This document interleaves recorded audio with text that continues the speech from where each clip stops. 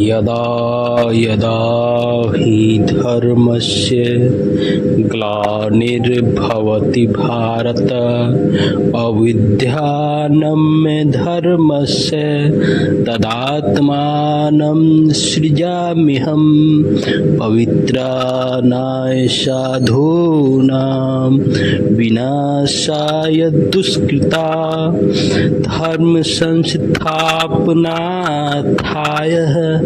संभवानि युगे युगे। जय श्री कृष्ण। आपने कर्ण जन्म स्टोरी में आपने पिछले एपिसोड में आपने देखा वहां का प्रजा पत्थर फेंकते फेंकते थक के खड़ा हो गया। फिर कर्ण बोला, रुक क्यों गए आप सब, मुझे आपका ये स्वागत भा रहा है, आइए आगे बढ़िए।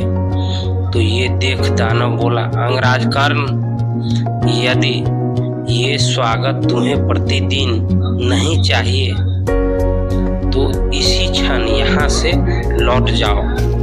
और दानव और वहाँ का प्रजा वहाँ से सब जाने लगे। तो कर्ण घायल अवस्था में वैशाली को बोला, तुम्हें चोट तो नहीं लगी वैशाली? कर्ण को प्रेम भरी नजरों से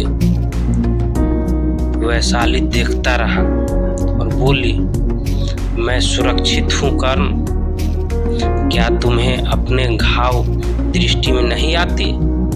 तो कर्ण अपने घाव को देखने लगा, बोला, मेरा घाव भर जाएगा, परंतु उन घावों को देखो जो उनके प्रजा के मन पर, उनके जीवन पर, उनके भविष्य पर लगे हैं। गौ माता दूध देती है और सर्प विष। सोचो वैशाली, उनके भीतर कितनी पीड़ा होगी कि उन्होंने अपने राजा का स्वागत पाषाण खंडों के प्रहार से किया। तो वैशाली बोली, परंतु कर्ण स्वयं को घायल करके क्या प्राप्त होगा? तो कर्ण बोला, विश्वास।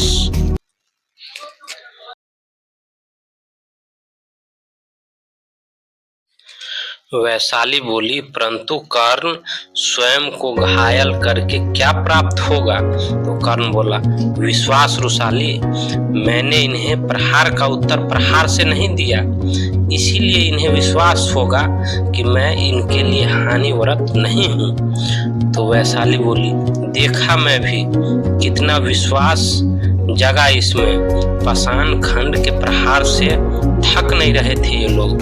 तो कर्ण मुस्कुराते हुए बोला, तुम भूल रही हो, इनका पल्स हुआ था न, मेरा पाषाण खंड कम पड़े थे, परंतु वो स्वयं रुके थे।